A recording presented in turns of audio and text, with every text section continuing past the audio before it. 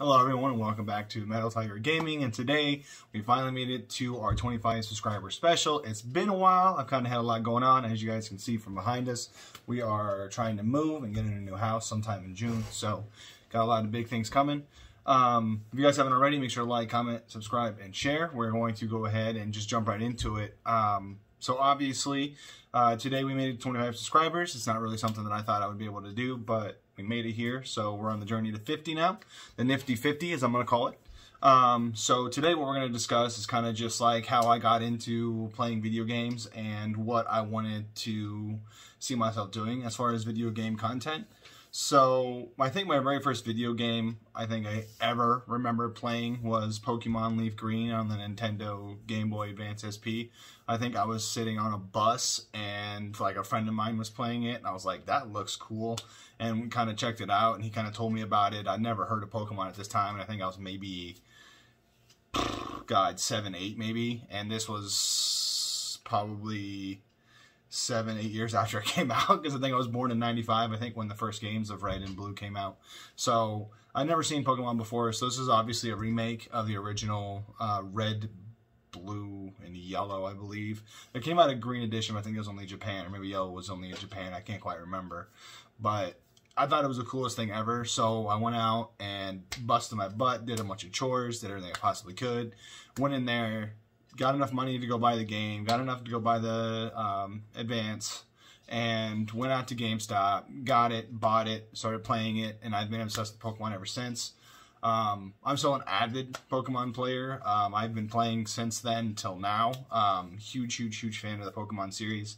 I'll probably address some of the issues, I think, with Pokemon in a later episode, but I think it's also probably one of my #1 favorite video games of all time. It's just Pokemon in general, because I think they just give us a lot of really cool creative aspects of what designing a video game could be. I mean, I think there are some warped perceptions in it, like why do they think a 10-year-old should be able to go on a journey across an entire continent on their own, but whatever, right? I don't know. Maybe it's based on some type of cultural context I don't understand, but I still think Pokemon's amazing. I think my very first console game I ever remember playing, and this was probably the same for a lot of you guys, was like Sly Cooper, Jak and Daxter, Twisted Metal, Metal Gear Solid, Soul Calibur, a lot of those games. One of the first games I think I ever actually ended up playing was Sly Cooper or Jak and Daxter. In my childhood house that we used to live in, we had a basement. There was like a corner of the basement that like myself and my siblings had kind of taken over. That was like our like little game area. We had like a little hutch and we had like chairs and a couch and everything down there for us to play. So we kind of had a game room before it was a game room, you know, before game rooms became cool. So your boys got it. Anyways, we basically just took turns, like whenever somebody died in Jak and Daxter or died in Sly Cooper, we would basically just rotate controllers and stuff like that. We broke a lot of controllers too, and I think I probably broke the PlayStation 2 probably 3 or 4 times myself, because I was really clumsy and I would pull down the controller and it would break the system or it would break the controller or something like that. So I am to blame for a lot of the broken systems that we had when we were kids, but that was probably one of the most unique gaming experiences I've ever had, because we would literally come home, drop our bags off in our rooms or even by the front door, to my mom's absolute distraught mood, and we would just run downstairs and just play games for the rest of the night. And I think one of the first solo games I ever played was Nano Breaker, and that game was crazy. And I don't know if you guys remember, but I think that was probably one of the first games I remember with actual viable replayability, because essentially what it was is you were like this cyborg human robot thing that basically was trying to fight this like virus, like mutated, kind of like Resident Evil, but it was like after Resident Evil was a big thing, before they came out with the next sequel. It was kind of like a hushed game, but essentially you would get these power-ups and perks, and then the game would give you a new game plus, because the game would continue to mutate even after you beat the game. So it allowed you to go back with the game in the beginning of the game with your powers that you were able to achieve. And I think that would be a really cool game to bring to the next-gen console and the PlayStation 5, because with trophies now, I mean, there'd be so many cool things you'd be able to get with that game. I wouldn't say it's not a difficult game. I mean, I think it's very difficult the first time you try to go through it because you have no idea what to expect, what you're doing, where you're going, or anything like that. But I think with replayability, that's a huge factor, I think, for a lot of video games because you're going out and spending 30, 40, 50, 60, even 70 bucks now on a video game. You're expecting some replayability, and I think that the big difference between a good game and a fantastic game is that replayability. Because it's just one of those things that makes video games great, is being able to replay it. That's why Pokemon's also huge, because it's never the same adventure. It's something different. You can do different teams. I mean, an infinite combination of teams. And Nano Breaker is one of those things where you just got to keep all your things and it just made you feel good, right? Like, that's what I call the God aspect of gaming, where you kind of just have this all-powerful character. You can kind of do whatever you want. And I think Nano Breaker really put that together very, very well. I think my favorite game from the PlayStation, the original PlayStation, was Tomb Raider. I remember getting the PlayStation and then getting Tomb Raider because I think that was a movie that was out with Angelina Jolie at the time, and everybody was like, "Oh my God, Angelina Jolie!" So we got to play the game, and I've been a huge fan of it ever since. I'm waiting for the sequel to come out. Then the last one came out with Shadow of the Tomb Raider, and then they came out with a movie with Alicia Vikander.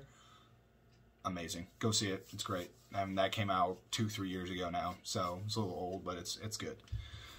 I think my favorite game, and the first game I think I remember, well, the only game I remember really playing from the PlayStation 3 is The Last of Us. That game is absolutely amazing, and I will definitely be doing some type of streaming channel where I go 12 hours or even 24 hours if I can find the time just to play that game. I mean, that game is by far one of my favorite games, period. I literally play it every single fall. Because it's just that good, and I love it. Everything about it is amazing. There's not anything negative I can say about it, but that's just my bias. And they came out with Last of Us 2 for the PlayStation 4, and they actually remade Last of Us for the PlayStation 4 remastered, so you got like all of the like side quests and DLC and stuff like that, which actually just added to the game overall rather than taking away from it, because I think a lot of DLCs actually are like them trying to be like, hey, you know what, like this could have been in the game, but like we didn't really want to do it, like Uncharted. I'm not gonna get on that in this episode, but maybe a later one. But I think that the other cool thing about Last of Us was the sequel. I mean, that sequel was so good. I mean, it had you hating characters you weren't even like supposed to hate, and then you kind of figure the pieces of the puzzle go out, and you kind of just really start to think about the human condition and how you would feel when you're trying to do something like that. And of course, like, it's easy for us to speculate, and it's easy for us to judge like how we would be in those situations because we've never been in those situations. Hopefully, if you have, thank you for your service. But we most likely haven't been. So I think it's a little hard for us to kind of determine how we'd react in those situations. And I think that Naughty Dog did a fantastic job at being able to kind of capture how that game is supposed to be and how you're supposed to react to it. I think another really big thing that Naughty Dog needs to do, because I think that they need to remake Jak and Daxter. I think that game is amazing. All the Jak and Daxters were great. Even Daxter on the PSP was really great. They need to redo that. So this is your warning, Naughty Dog, to go ahead and remake that game because your gamers want it. So, because I also know that a little bit of news tidbit in here is that they are also starting to make a Last of Us TV show, which is supposed to come out in, I believe, May next year. I might be wrong on that, but May next year. And there was rumors by Neil Druckmann himself that they were supposed to make Last of Us 3 because they originally were going to make DLC for Last of Us 2, but because of the show, they had to cancel that. And then instead of doing the DLC, they're supposed to do the Last of Us 3. So I don't really know what the future for Last of Us holds, but I am freaking stoked. I will be a huge, huge critic of the show because already they said that some of the liberties have been taken for the show already, which means it's not going to be as game to show etiquette, which I have a huge issue with, especially when they do like books to video games. I'm a huge, huge sucker for that. Like Aragon was awful as a movie, but as a book, it was phenomenal. I mean, that's the thing that sucks, is sometimes you have to take creative freedoms away from it, and it really takes away from the author. And I think it's a little hard to do that because, especially with books, I don't think it's so much with video games, but with books, you do a lot of your own thinking and a lot of imagining. I mean, we're basically just sitting in a room for hours hallucinating about what this character could be doing, what they're seeing, based on the author's cues. With video games, it's going to be a little different because they gave us the visual field, they gave us the emotions through music, they gave us through the tone, the color schemes, how to interpret, scenes by giving us, Pavlovian responses to, well, here's an enemy, here's really high streaked sound, there you go. Or, like in Bloodborne, when you're walking in an area and then boom, boss music comes up. If you guys know, you guys know. But I think that that's going to be one of the huge things with this show, is going to be whether or not they're going to do well in it. And I'm going to be looking for those cues in their own way, because that was like the first thing that came out. They were like, boom, hey, we're going to be doing our release for Last of Us show. And then the next thing that came out was, we're taking liberties. So I don't know what that means, and hopefully it's nothing trash, because I'm going to be upset if it's going to be straight garbage. So hopefully that's not going to be the case. And, finally, I think we're up to the PlayStation 4, PlayStation 5 era, which is very, very recent. For those of you who don't know, my content is a lot of PlayStation exclusive, PlayStation 5. And that's kind of the main reason why I started a stream, was because, hey, we have the PlayStation 5, and at that time, it was a very, very hot commodity. I got it before anybody scalped, and quite frankly, it's free for you guys to view this stuff on my channel to kind of see it. I know it's a lot of Warfare and a lot of Apex and stuff like that, but it gets a little difficult to manage, 2-3 hours of gaming a day to try to get channels up and running. But I have a plan, so we're working on it. So far, it's been pretty successful. So I'm going to continue kind of doing what I'm doing. You guys seem to like it, so we're going to keep doing it. But I think, with PlayStation 4, I think my favorite game from PlayStation 4 is probably still Last of Us. I mean, they came out with that, and it was great. I think another game that was pretty contentious for the title of best game for me in the PlayStation 4 era was Horizon Zero Dawn. I just thought that game was hellaciously creative. I think the only thing that I didn't like about it was you had to find little tidbits on the ground to go figure it out. I can't remember what they're even called now. I literally replayed the game a month before the PlayStation 5 came out, but I can't remember what it's called. But you'd get these little news snippets about how the team had to go to create Horizon Zero Dawn and stuff like that, and it seemed pretty sensible that way to do that. I mean, you learned a lot through the cutscenes and the gameplay and who the characters are and why they're doing what they're doing, who Aloy is and why those things are happening. So I thought the game was fantastic, and it's also just one of those replayability factors because they let you keep your stuff. I don't know why people took that away from the gaming community. If we beat a game, we should be able to restart with the new stuff as an option. Right? That's why Godfall sucked so badly, is because you had to go through this whole thing collecting all these crystals, and there wasn't even a new game plus. The only replayability they had was you can redo boss fights. Cool. That's just not for me. I mean, I literally went in and traded that game in a month after I beat it, because it was just one of those games, and I'm like, if there's no replayability for me, there's just nothing to do. And the storyline wasn't that long. I think I literally grinded when I first started playing that game. I think I literally grinded from... I took 3 or 4 days off work when I got the PlayStation 5. That was the first game I played, and because I was super stoked, graphics looked amazing, and they were so far best graphics I think I've seen in a video game, period. I mean, and that's a lot, but they're the best graphics I think I've seen, period. Sheen for the metal was straight on. Plant life looked great. The water scenes looked amazing. Everything seemed like it was cohesive. The fire looked great. The design team for Godfall did freaking amazing. I don't want anybody ever to doubt them on that, but overall playability and I guess the system they put in there was just bad, but I'm not going to do another review anyways. But New Game Plus needs to come back. I mean, I don't know why everybody keeps taking it away. I mean, people are spending 60 to $70 in your video game, even more if you're getting the platinum or gold or collector's editions just to get the figurines and the collectibles. We should have a New Game Plus. There's no reason why you shouldn't be able to offer it to us, because we also don't have to take it. I don't know if they're worried that people would just buy it and they never buy any more of their video games, but we don't have to continue a new game on New Game Plus. We can just do new game and just restart. I mean, we can also just delete the save and then go back and do it again. again, I mean, we have options as gamers. And quite frankly, with us being your guys' sole proprietor of buying your video games and actually giving you guys free reviews, by the way, we should be able to get our video games as our New Game Plus or even as just a function of our entertainment. Like, it shouldn't just be good one time around. You know what I mean? Anyways, so I think the PlayStation 4, my favorite game was probably The Last of Us because it got remade, and I did the DLC because it was free, and I thought that was amazing.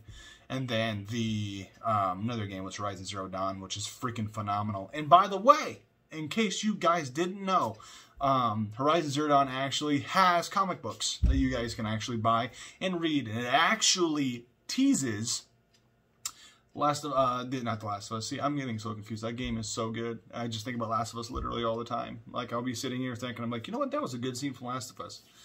Anyways, Horizon Zero Dawn, HZD, as I like to call it, HZD actually has a comic book you can buy. Hilariously, in order to get, like, Year Zero comic, which was free a lot of comic book stores, you actually have to go to, like, eBay, where I had to find it, because Amazon didn't even have it. Amazon, you're slacking, bro.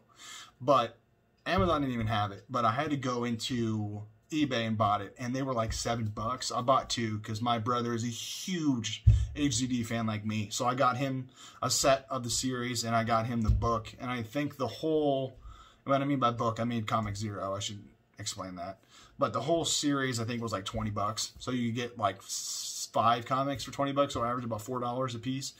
Not bad. I mean, comic books have never really been my thing, but usually if it's like a niche thing, like if it was like Dragon Ball Z or like Horizon Zero Dawn or Last of Us or, you know, anything like that, if it's a niche thing, like I'll usually buy it. Like if it's like coasters or anything like that I like from a video game, I'll buy it, I'll do.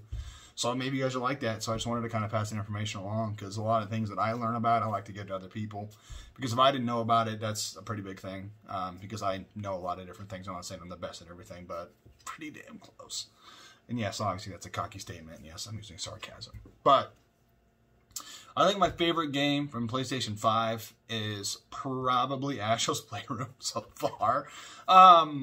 Simply because I think that game just had a lot of nostalgia. And I mean, I could ask my fiance, you guys could ask her if she ever decided to get on the stream with me or the channel with me, but I probably cried 2 or 3 times during that game. I mean, it felt so good. And they were throwing back classics, and you couldn't even stop to even not think about the games you used to play, the hours you spent in the basement with your brothers or your sisters, or, you know, the countless hours you had playing a game just because you thought it was great, or, you know, staying the night at a friend's house, having a pizza party, and you would just sit and you would just think about all the hours and the emotions and the roller coasters you had playing the video game, and the whole time that's just all you felt, because it was just like they just did such a phenomenal job at introducing the DualSense controller and the 3D audio and everything else, and then the PlayStation 5, and it just felt good. And I mean, even just talking about it now, thinking back on my first playthrough through Ash's Playroom, like I'm getting goosebumps and my eyes are getting watery. Like, it is so good. I mean, I genuinely believe that if you guys ever do end up getting to the PlayStation 5 mode, if that's something for you guys to do, I would highly recommend playing Astro's Playroom while you download your first game. Don't let it be Godfall. Any other game, period. I think that would be a good thing to do. And I definitely think that we should look at, you know, Astro's Playroom as playability. They use the entire controller. I mean, I don't know any game that does that. And obviously, I understand it's a teaching mechanism to teach the players to play the game, use the controller in case a developer decides to use it in a game. That way you know how to use it, how it functions, how it feels in your hand, and stuff like that. But I think that it's one of those things that it's just amazing. I mean, if you guys have been gaming for as long as I have, I've been gaming probably for a better part of, God, 10 years, 10, 15 years, and it feels a lot because I'm only 25, going on 26. But I've spent the majority of my life gaming. So it was just a lot of nostalgia for me if you guys have any type of strong emotion attached to any video game. And for me, as I've listed, I have several: Tomb Raider, Twisted Metal, Metal Gear Solid, Horizon Zero Dawn, Last of Us. I've been streaming a lot of Ghost of Tsushima. That game is amazing. Go play that game, guys. Any of these games, you're just going to have a lot of beneficial feelings from it. I mean, honestly, it was just such a good thing to see when we were playing that game. So I think that all in all, I think that Sony has done a really, really good job as far as starting out as a partner with Nintendo, which a lot of people don't know. And then they broke off due to just like, I think like gaming issues or something like that. I'll cover this in another video. But I think that they started out with Nintendo, broke off because they wanted to kind of do their own thing. And I'm so thankful they did. Like Nintendo and Sony, I think, have had the lock on video games forever. I think they've only ever been knocked out of top spot one time. And that was during the age of Xbox 360. And the PlayStation 3, I think that was the only time. But Nintendo, if you look at their units sold and their games sold, I mean, they are millions higher than PlayStation and Xbox combined. So, yeah. So that was kind of just my 25 subscriber special. We're going to try to make it to the nifty 50 after this. So make sure you guys like, comment, subscribe, and share for me, guys. I truly enjoy making content. I think streaming is a cool thing to do this with, especially since I think I'm a pretty opinionated guy, and I think a lot of the things that I have to say about video games are, I think, fair and I think unique. I don't see a lot of other people saying these things.